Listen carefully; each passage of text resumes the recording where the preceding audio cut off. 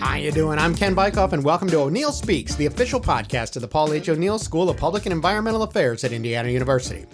The issue of climate change is considered by many to be the most critical issue of our time, and extreme weather-related disasters continue to stack up week after week. Combating climate change will require a number of strategies, the most critical of which is the drastic reduction of fossil fuel emissions. But another key strategy is the use of nature-based climate solutions that allow the use and enhancement of existing natural resources to help remove carbon emissions from the air.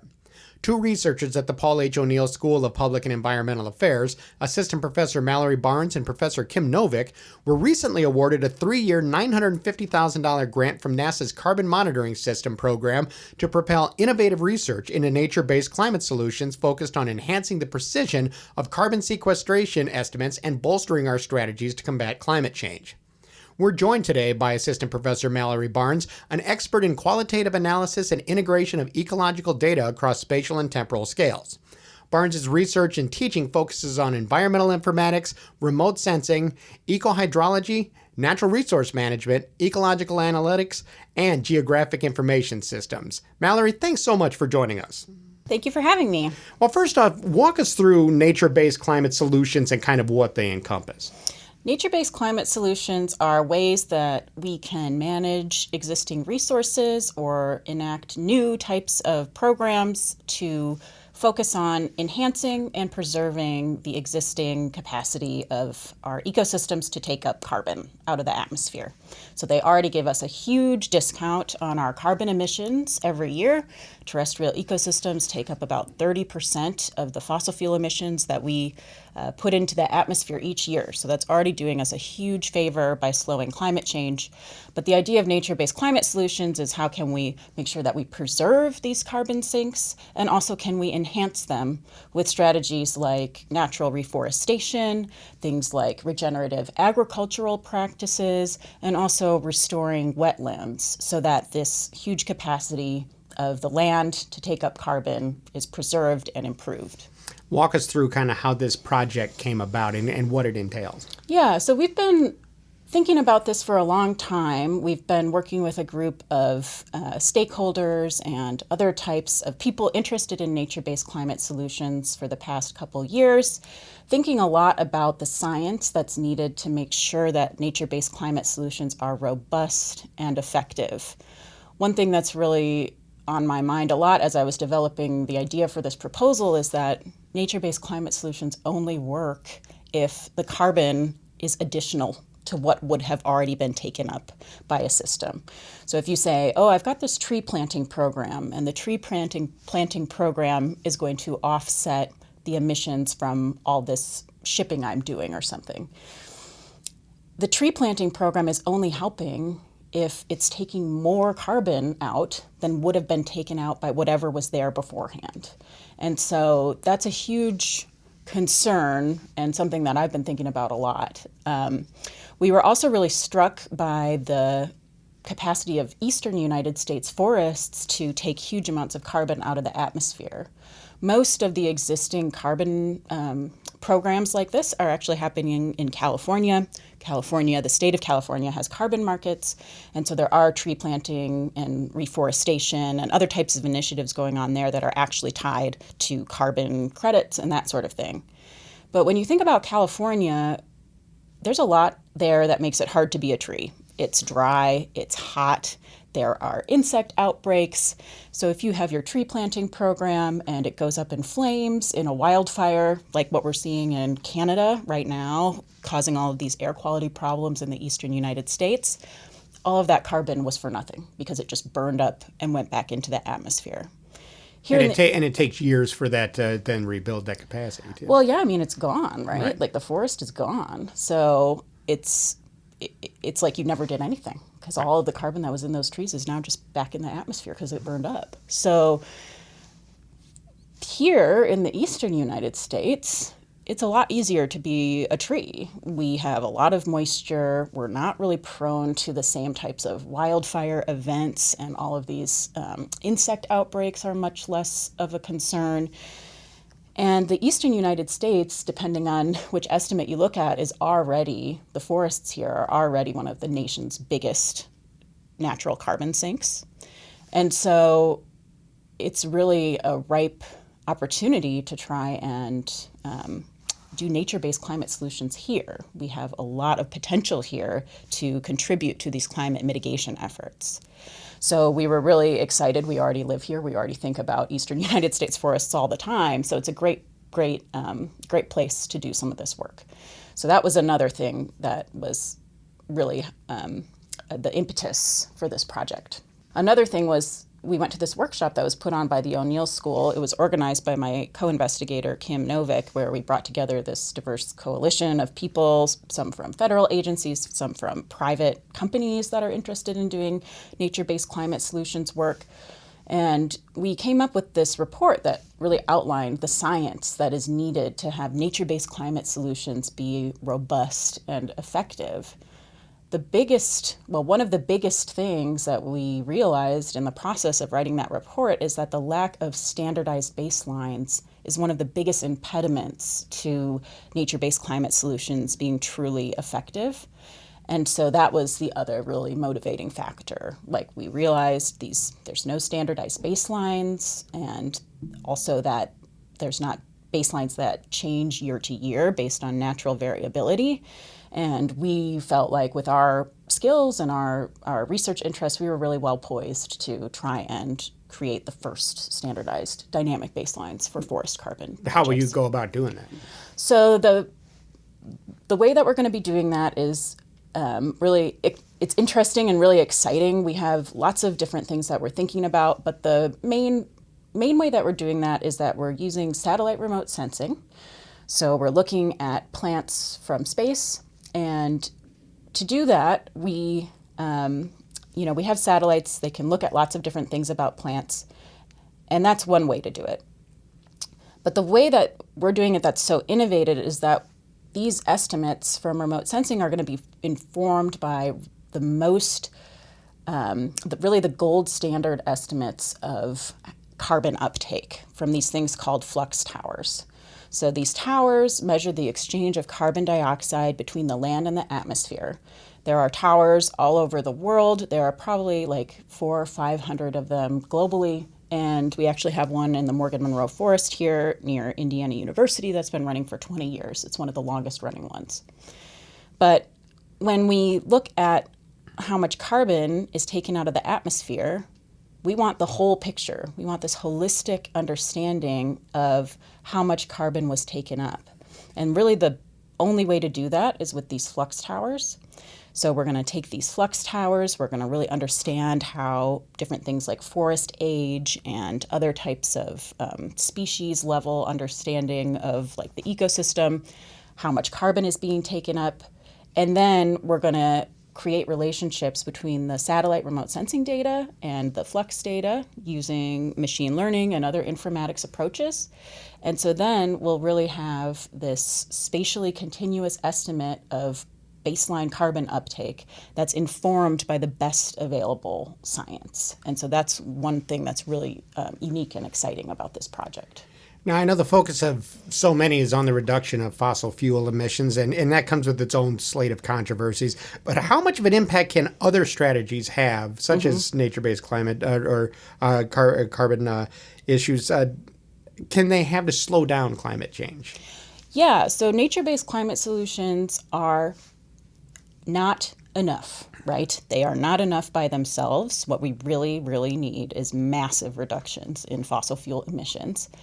But even if we were to stop emitting fossil fuels way more quickly than we have been, additional mitigation is going to be necessary for us to hit our warming targets. So when you see the Paris Climate Accord goal of less than 1.5 degrees Celsius warming or less than 2 degrees Celsius warming, almost all of the projections show that additional carbon dioxide is going to need to be removed from the atmosphere for us to hit those targets.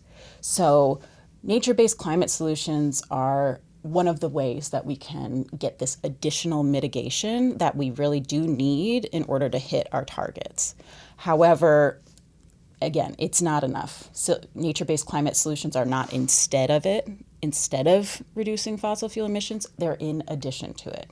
If we can have robust nature-based climate solutions that really are helping take additional carbon dioxide out of the atmosphere, then it can pretty substantially help us reach those goals, along with those fossil fuel emissions that we really need. What encourages you about the discussion around nature-based climate solutions? I'm really excited about nature-based climate solutions because I think there is a like the private sector, the public sector, and academics are all really interested in implementing these. People are super excited about them. They're super interested in them. And I think the kind of groundswell of support for these nature-based climate solutions is really encouraging because it shows that people are willing to put time, money, and effort into enhancing our ecosystem so they can take more carbon out of the atmosphere. So I think I was surprised to see how many private companies are really getting on board, and there are also a lot of them are agreeing to pretty stringent accounting practices, right? So they're saying they are voluntarily signing on, they're voluntarily agreeing to sign up and say this is how much carbon we're going to reduce. So I think that is promising because policy is really important, but it can be slow. And I think that when the private sector voluntarily agrees to do some of these things, then they're a lot more nimble, and they're a lot more able to kind of quickly start to enact some of these projects. So I think that's really exciting. Now, what frustrates you about the way nature-based climate solutions are viewed? That's kind of the exact, the flip side of that, right? I have lots of concerns because I think nature-based climate solutions are kind of viewed as a silver bullet to some extent. It's like, oh, well, I can plant a bunch of trees and then I don't have to change anything about how I've been living my life, running my business, doing, what have you. But that's really not the case. And I feel frustrated when I see things like, nature-based climate solutions kind of it's almost like greenwashing, right? Like if you buy something online and the company says, we're going to plant, this many trees, it's like, where are the trees being planted? The trees will take 20 years to become a forest and actually start taking up carbon. So that's something to think about. And also, I have no idea, there's not standards for what this project has to look like. So I do feel like I find it frustrating that really like the enthusiasm has kind of gotten ahead of the science. And so I think it's kind of running away a little bit. And so I really don't want nature-based climate solutions to be used as an excuse to emit more or the same amount of carbon. Is there any concern about these kind of strategies being a situation of too little, too late? Because we are down the road when it comes to climate change, and without the drastic fossil fuel emission reduction and all that, is there a concern that it's people are getting on board too late? Yeah, I think that's a really good point. I think that, like I mentioned, you plant a tree today, it doesn't start doing its thing in taking huge amounts of carbon out of the atmosphere for at least 20 years. And so, yeah, these tree planting programs, I share that concern that it is maybe too little, too late to some extent. I think some of the nature-based climate solutions, though, that are focused on preserving existing forests, I mean, that's not too little, too late because the forest is already doing us a huge service. And so can we protect it? Can we make sure that deforestation isn't happening? And is this a way that we can, maintain this capacity? So I think when we think about nature-based solutions, maintaining that capacity is really important, and mechanisms to compensate people for keeping forests, leaving them alone, are just as important, if not more so, than mechanisms to compensate people for planting trees, for example. So too little, too late. Everything matters. Every additional ton of carbon dioxide that's taken out of the atmosphere matters. But I think that, focusing on what we need to do now, which is stop emitting fossil fuels, I don't want us to be distracted from that. Right. Is the selling of this idea of nature-based climate solutions maybe easier because it is kind of easily understood. Most people are taught in elementary school, trees pull carbon dioxide out of the air and create oxygen. Just the fact that there already is that scientific background that most people have. Do you think that's an easier sell, not only to the general public, but to private companies and things like, because it's an easy to understand concept? I think that's definitely part of it. I think that, we all like vegetation. People like trees, people like plants. And I do think a lot of us have that basic knowledge that trees help. They take carbon dioxide out of the atmosphere. So I can see that is like an easier in to help people understand this.